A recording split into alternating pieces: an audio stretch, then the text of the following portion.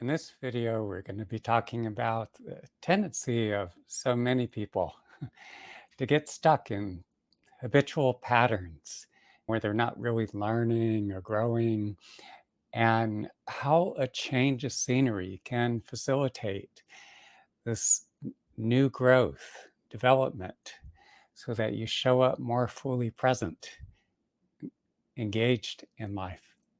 For years, I lived and worked in New York City, offering classes on a weekly basis and also individual sessions. And then every other week, I would commute to Boston, where I also offered classes and would work with people. And that kept me really busy. But once we went into lockdown from COVID in March of 2020, everything changed radically. Even though we're not in lockdown anymore, it has become so much harder to get people to show up for live events. I guess during that time we were in lockdown, so many people became habituated to holding up with Netflix and scrolling, but people just don't show up like they used to. Even for like, get togethers, from things I'm hearing from other people. Because of that, instead of staying in New York City, I've been traveling a lot more. In the past few months, I've been spending time in the San Francisco Bay Area, Kansas City, Tulsa, and southwestern Oklahoma, northern Idaho, Washington, D.C. I came down from western Massachusetts just yesterday, and a few days before that, I was in the northern part of Vermont. I do want to mention before I go further is that I've packed so much information into this new article that I'm releasing here. So I'd encourage you to, one, look below to click on the link and actually read the article. And since I have included so much information, I'll be glancing at the article because I don't want to leave out any of the important details that I want to share. And also, if you haven't already done so, be sure to click like and even share the video with anyone that you feel will benefit. Anyway, our individual needs will vary tremendously. And that's why it's so important for each of us to tune into our feelings, our physical bodies, our surrounding, the people with whom we interact. And what I find is that is we take the steps necessary to facilitate our healing, and we learn to work effectively with our emotions, we'll develop a greater self awareness. And as that happens, we're drawn to more nourishing people and the locations that also support us and that better meet our individual needs. One of the greatest gifts that the COVID pandemic provided for many of us is the option to work remotely. My friends, Dan and Des, for instance, were living above a restaurant in the Greenpoint section of Brooklyn. There is a great deal of traffic noise and smells of automobile exhaust, and they both just wanted to get out of the city. Des was telling me that when she was in the city, she felt more irritable and became impatient with people, was more prone to arguments, and was not that good when it came to self care. And now that she's in Vermont, her head's much clearer. She's feeling much better and is more productive. Dan, on the other hand, experienced higher levels of anxiety and was more dissociated, as he would describe it. And while living in New York, he wasn't resting very well, and therefore he had less energy. It was making it difficult for him to focus. But since moving to Vermont, it's the exact opposite. He's able to focus, he's much more relaxed, lighthearted, and even playful. And he's also more focused and productive. New York City is home to countless people who come here to pursue their passions, and many come for opportunities in the financial industry, fashion, medicine, technology, academia. And the city attracts entrepreneurs, chefs, writers, musicians, and they're all drawn to this promise of success in the vibrant, diverse culture. And some truly thrive in this environment. And many people have found the love of their lives in the city, have married, have settled down, are raising children. And yet, for so many of us, the city can be an incredibly lonely place. Immigrants that I've met, like for instance, often tell me how they came here for a better life. As I'm talking with them, they're sharing with me how they're spending so much of their lives working, and yet they have little of any of a personal life. And what I still find difficult to fathom is how one can be surrounded by 8.5 million people and yet be so alone. And yet, my own experience, like just engaging with people as I've moved about the city, there are times where I feel as though there were a layer of plexiglass between myself and other people. Something about the connections in New York City, they tend to have a more transitory quality. And people here have, in so many instances, like they'd show up in my life and you'd feel like, wow, I've made this new connection, this new friend. And yet, in so many instances, people would just show up and then that person vanishes. The connections that I share with other people, for me, are one of the most valuable aspects of my life. And the male friends that I have tend to be exceptional, possessing more depth and intelligence. But in many ways, I find it easier to relate to women than to men. I just have a lot more to talk about. I find for the most part, women to be more interesting. Over the years, I've worked with a lot more women. I've had lots of female platonic friends. And while I cherish these friendships, I've always wanted to have a companion with whom I could share a close and intimate bond. From the moment I arrived in New York City, I made a concerted effort to be open and friendly and outgoing. Despite my best efforts, I found it incredibly difficult to form any kind of connection, whether romantic or platonic. I want to develop a circle of friends, to have someone special in my life. And I saw it as an opportunity as well to work through my shyness, my social inhibitions. So I began making conversations with women I encountered wherever I went. Gradually, I became more socially fluent. And I would often get women to open up to me in these really engaged conversations. And it was obvious in the moment that they were enjoying the interaction. But what often happened is we would exchange a few text messages or maybe talk a time or two on the phone, and then it would just stop. In many instances, what happened is I never saw or heard from them again. After a few years of this, I started to assume maybe it was something about me.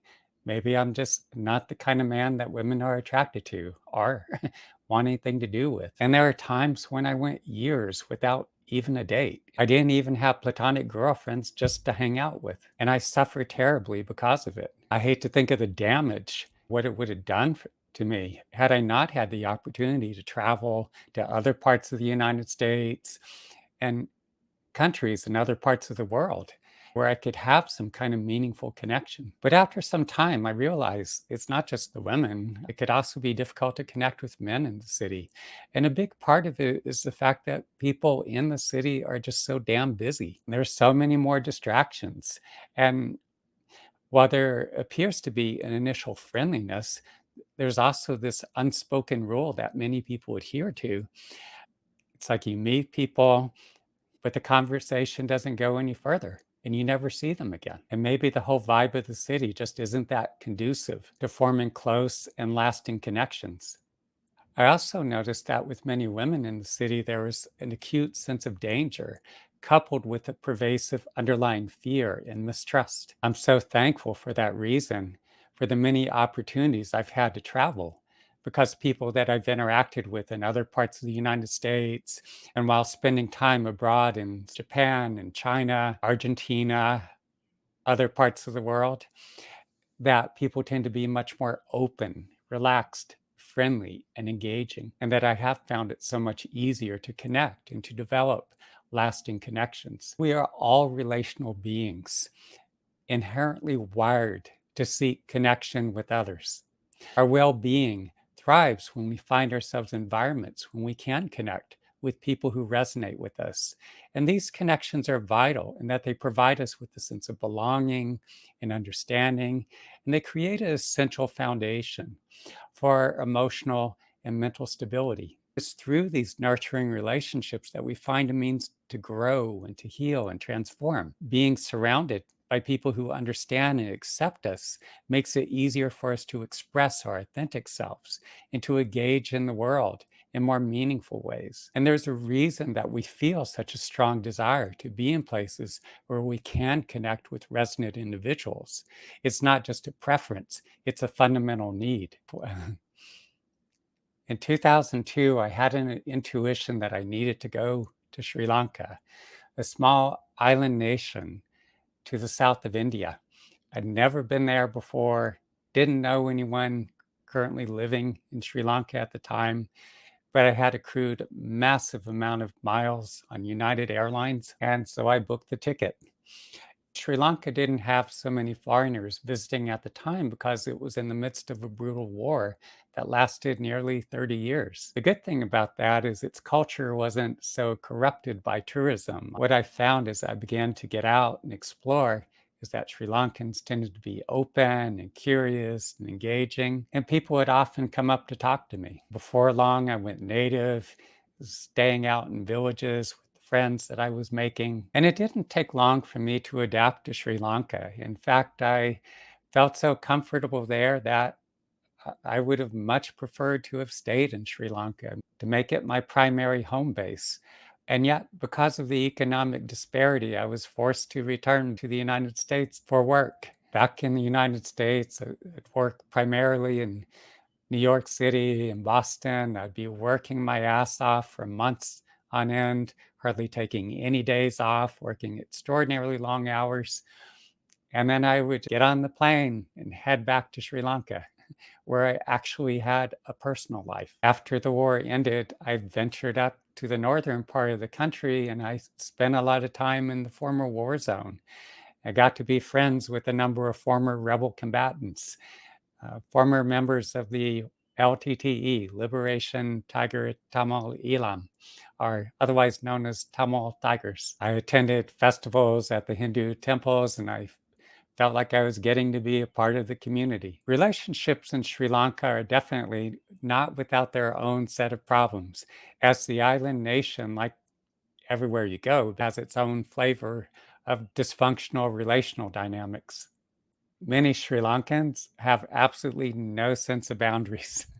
They talk among themselves about the affairs of others, sometimes meddling in the personal affairs of their loved ones. On the positive side, connections that I formed tend to have more depth and they feel much closer. And there's an incredible warmth, unlike I've experienced anywhere else. And I feel those that I have formed close connections with truly do care about me. Now, women in developing nations like India and Sri Lanka face considerably more danger. And I too have tremendous concern about their safety, their well being. And yet, many of the women that I would encounter would actually make eye contact, would smile, often engaging me in conversations. I found them to be more trusting, more connected with their intuition, and some would invite me to their homes to meet their families. Over the years, I've been in two relationships with women that I've connected with in Sri Lanka. And one of the greatest benefits of travel is discovering that people in other places approach friendship, romance, and communication in completely different ways.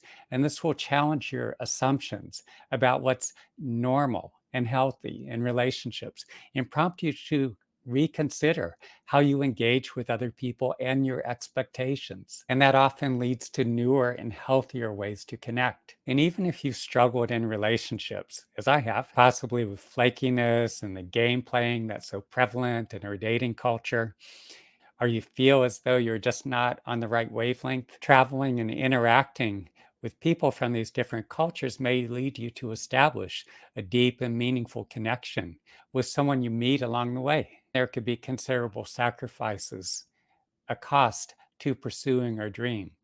For instance, the long drawn out war devastated Sri Lanka's economy. It started to rebound after the war's ending, but the gross mismanagement, the incompetence, the greed, and theft crashed Sri Lanka's economy again. Consequently, Sri Lankans have for decades made painful sacrifices, often to travel abroad to support themselves and their families. Similarly, around the world, people make immense sacrifices to get an education, to pursue their passions, to fulfill their purpose in life, and in many instances, just to find employment to support themselves and their families. This may involve relocating far away from friends and families and the places where you feel happiest to another city or part of the country or even abroad. In many instances, we end up in locations we wouldn't otherwise choose, finding ourselves in stressful environments that don't nurture us. And many people spend their entire working lives in these environments, occasionally returning home or vacation in some tropical paradise, and eventually spending the latter years of their lives retired in places where they would have preferred to be all along. I'm not sure who it was that asked the question. I think maybe a reporter. But when Gandhi was asked, "What do you think of Western civilization?"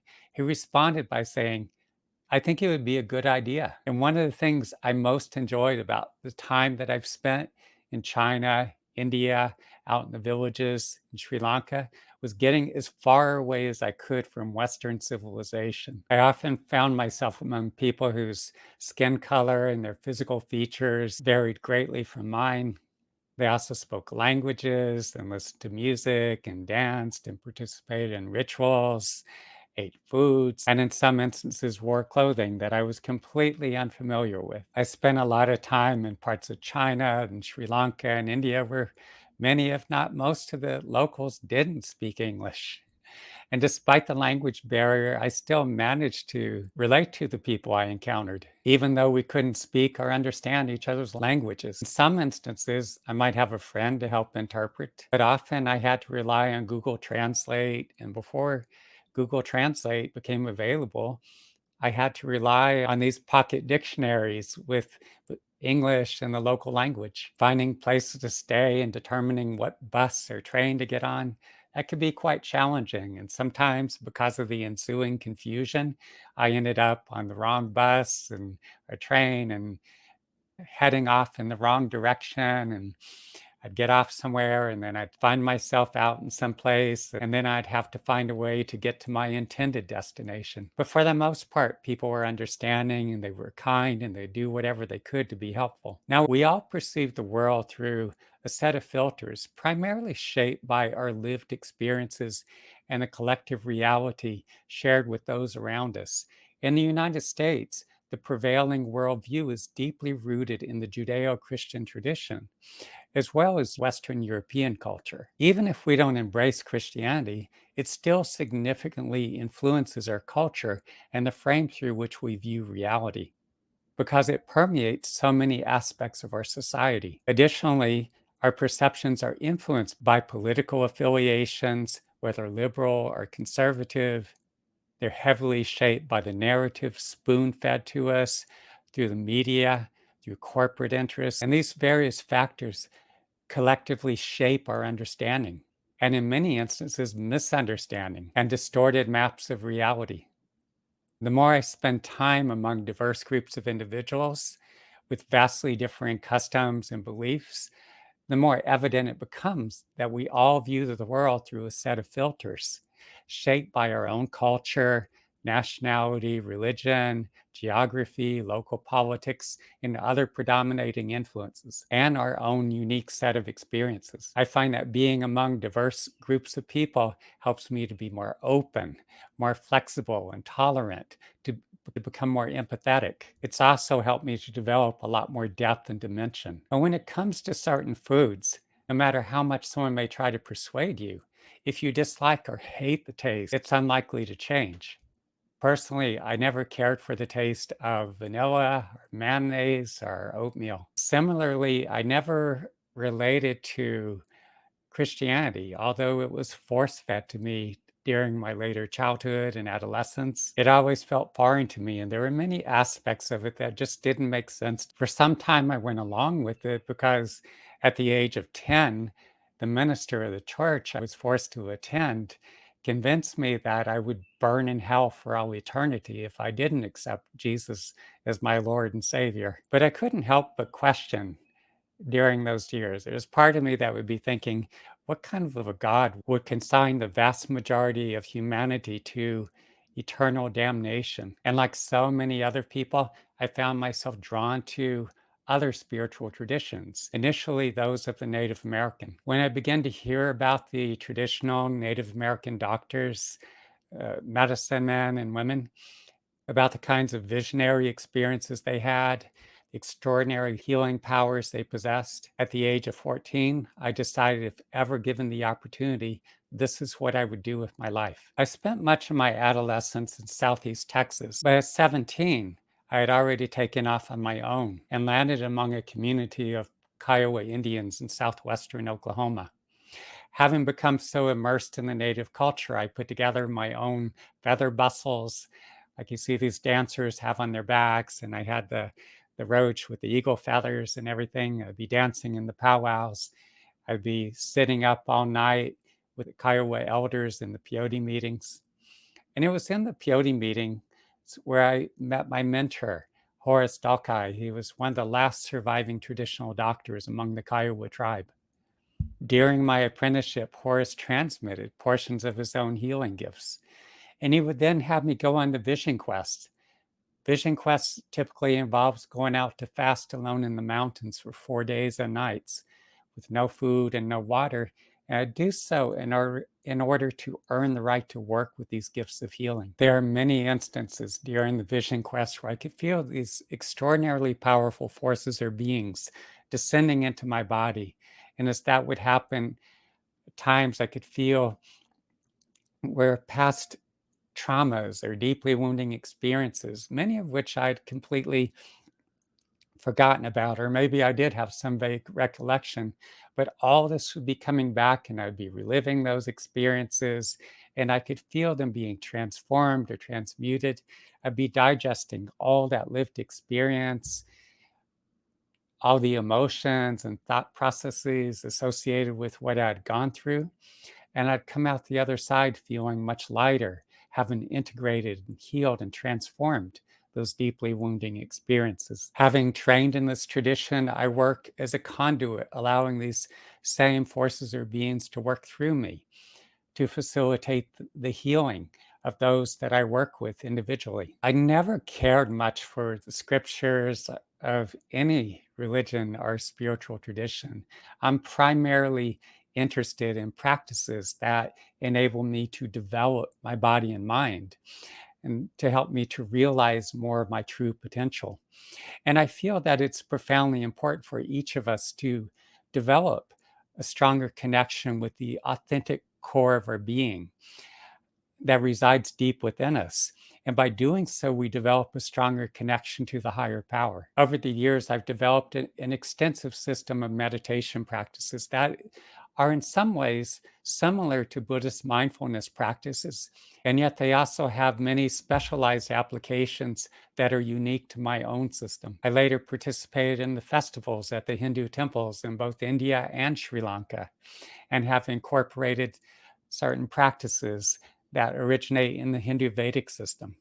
And during the time that I trained with Shifu Li Tailiang, the Chinese master who I trained with in the internal martial arts of Xingyi Quan Baghuazhang, I've incorporated many practices that have their roots in the ancient Taoist tradition. I never would have had the opportunity to learn these practices or experience the power of these ancient spiritual traditions had I not lived among the Native American communities in Oklahoma and New Mexico, or traveled and spent time in these other parts of the world. And I feel it's important for all of us to seek out the spiritual traditions and practices that we truly resonate with. I probably would have left New York City long ago, but in 2002, after a few too many mugging attempts, I began to train with Shifu Li Tailiang in the internal martial arts of Xingyi Quan, Baghuazhang, Tai Chi, and Qigong.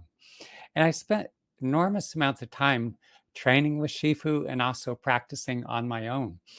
Realizing I had a very rare opportunity, I stayed in New York so I could continue to train with Shifu. But I also paid a very heavy price because, on a personal level, when it came to friends and dating, I just wasn't making the connection. I later traveled to Taigu in the forgive me if I mispronounce it wrong, but Shanxi province of China to train with Shifu Yang Fanxing.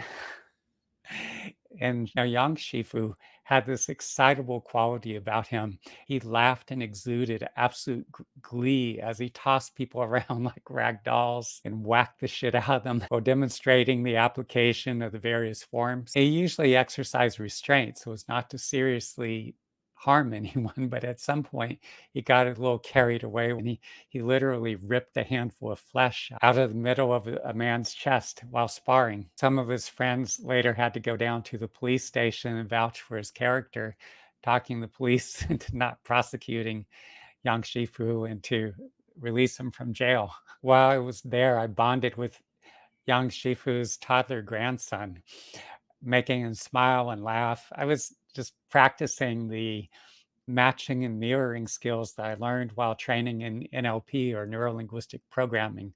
So I would match and mirror all his facial expressions and gestures. I'm not quite sure what Yang Shifu was thinking at the time. Maybe it's like, what is it with my grandson and this guy here? I guess if my grandson likes him so much, it must be a sign. And so Yang Shifu ended up teaching me a lot of the secret applications of the various fighting forms that he normally doesn't show other people. Now, I also feel it's important for us to be vigilant to potential threats when we're traveling. Because when I arrived in Oklahoma at the age of 17, I was quickly exposed to the harsh realities of heavy alcohol consumption among a certain portion of the Native population. Unfortunately, incidents of beating, sexual assault, including gang rape, drinking too much, and then choking on one's vomit, are passing out and then freezing to death, or alcohol related automobile accidents that involve fatalities were all too common. A number of my peers, including one of my close friends, died as a result. And I watched as many others just destroy themselves as a result of their heavy drinking. After a few close calls where I could have been seriously injured or killed, I came to the realization that I needed to steer clear of those Native folks that are drinking heavily. I should also point out that Native Americans, like people of other cultures who didn't have exposure to alcohol for the millions of years of human history, are far more susceptible to alcohol dependency. And that a significant factor contributing to the heavy alcohol consumption is the long history of generational trauma, including genocide and the forced removal of Native people from their ancestral homelands. Additionally, Native children were for decades taken from their families, forced to attend boarding schools where they were subjected to verbal, physical, sexual abuse, or a combination thereof. And like so many other people who have suffered traumatic abuse, there's a much higher inclination to self medicate with alcohol and other substances. It's also important to note that Native Americans have the largest percentage of people who completely abstain from alcohol. Traveling to other countries can be an amazing experience, but it's crucial to maintain an acute awareness of your surroundings, remaining vigilant to potential threats to your safety and well being. In some places, particularly those with high levels of poverty, people may resort to desperate measures such as theft or scams targeting unsuspecting foreigners.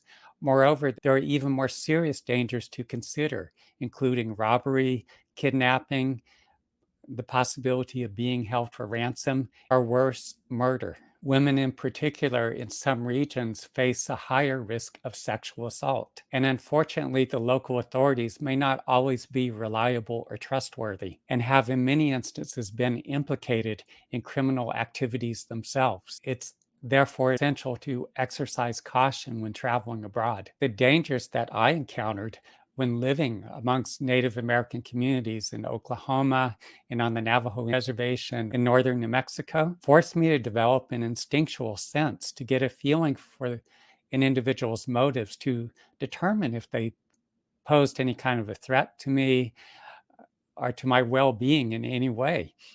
or if they were kind and trustworthy individuals with good intentions.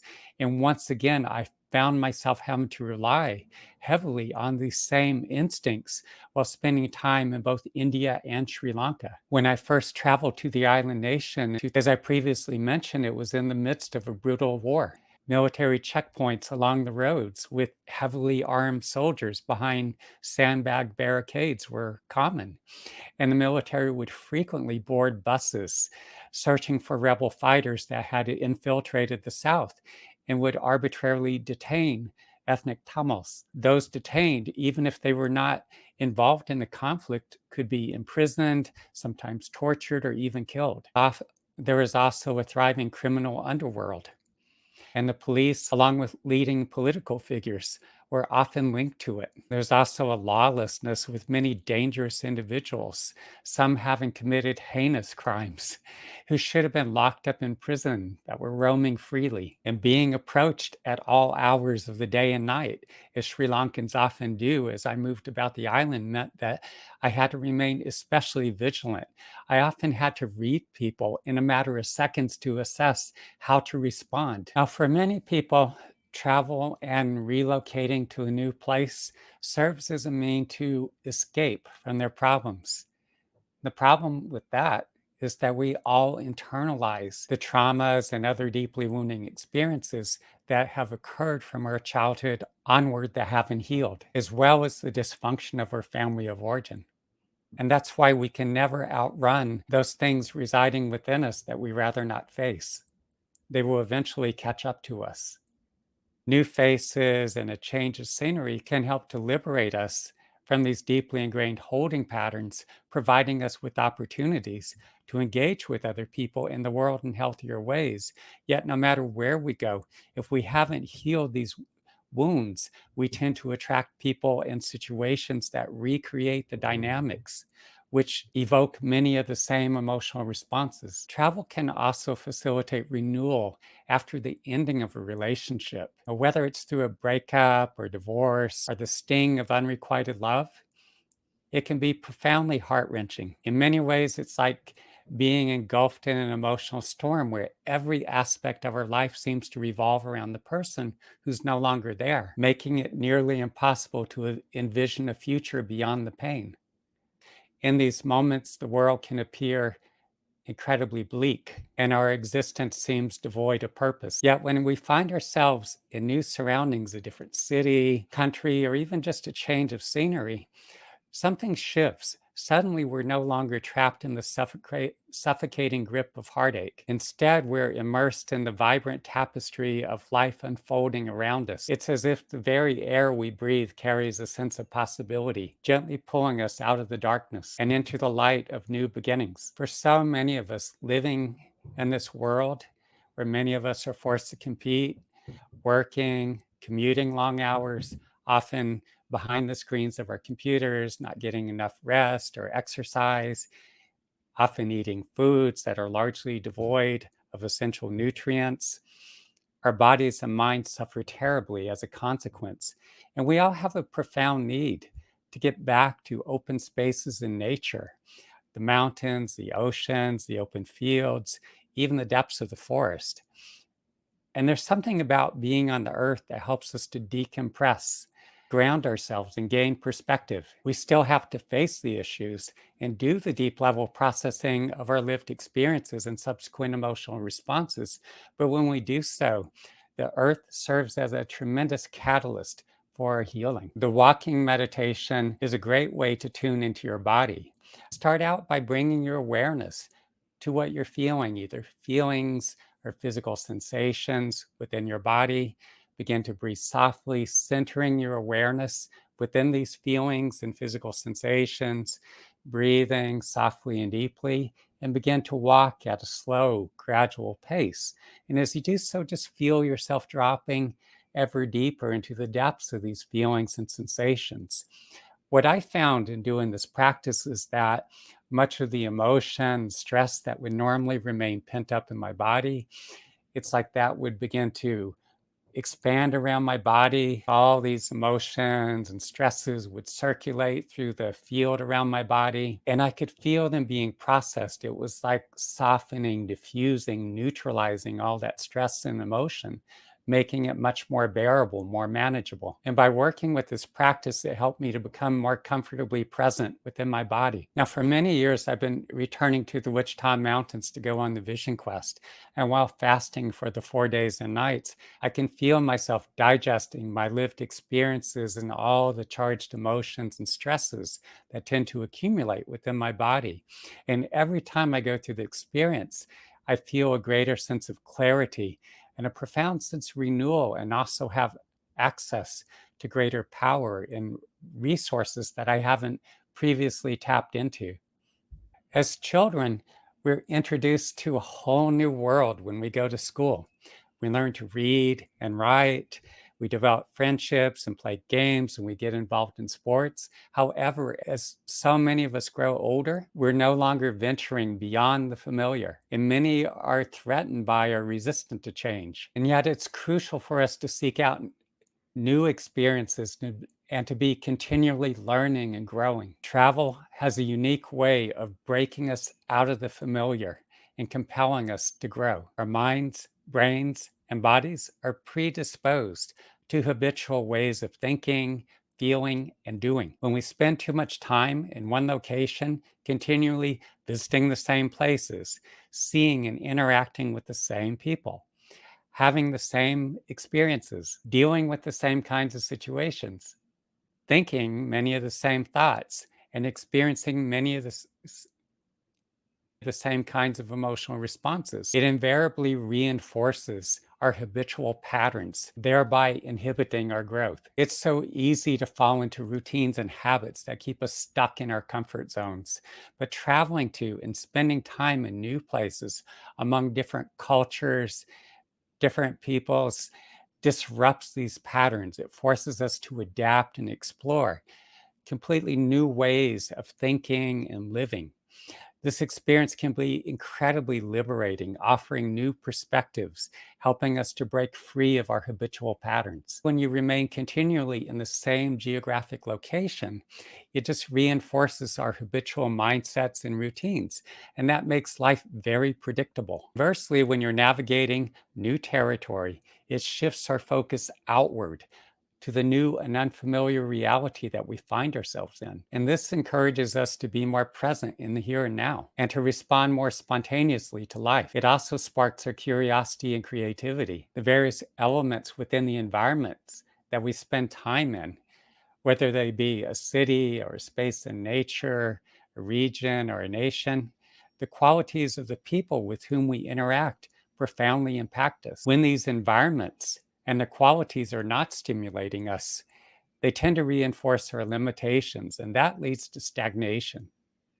On the other hand, when people and spaces encourage and nurture and stimulate us, they inspire us to draw upon our inner resources and grow. This nurturing environment brings out more of the best aspects of ourselves. It enables us to access and develop other aspects of ourselves that would have never otherwise emerged. So I highly encourage you to travel and to seek out new horizons. Spending time in new locations and engaging with different kinds of people can enrich you in ways you would have never imagined. Anyway, as I said, look below, find the link to the article to find anything I may have left out of this video that's in the original article. And as I said, click like, subscribe, share the video with anyone who will benefit.